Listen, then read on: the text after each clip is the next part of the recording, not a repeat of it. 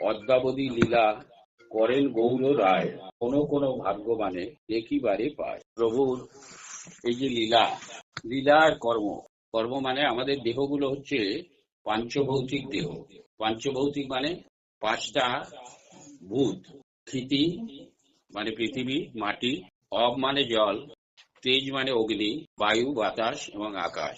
এই পাঁচটা বস্তু নিয়ে আমাদের এই দেহ তৈরি হয়েছে। এই পাঁচটা দেহ নিয়ে, এই ভূত নিয়ে আমাদের দেহ, যেটাকে বলা হয় পাঞ্চভৌতিক।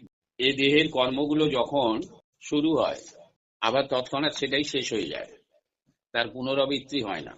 হয় যে আমরা পাঠ করছি আজকে, 500 বছর পরে আবার এই পাঠটা চলবে, তার কোনো ব্যাপার চলবে না। কিন্তু ভগবান হচ্ছে এই পঞ্চভূতের সৃষ্ট দেহ নয়, অপ্রাকৃত দেহ।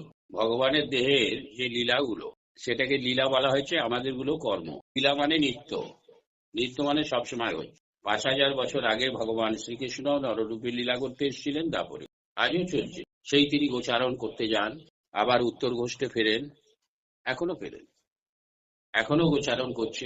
কি করছে?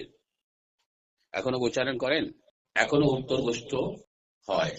লীলা মানে সবসময় হয়। ভগবান শ্রীকৃষ্ণ 5000 বছর আগে নিধুবনে রাস করে, নিধুবনে গেছে, নিধুবনে ভগবান রাস করেছিলেন 5000 বছর, একদিন না, রোজ ওখানে নৃত্য করত। আর সখীন্দ্র রাধারানী সমেত ওখানে নৃত্য হয় রোজ, এখনো।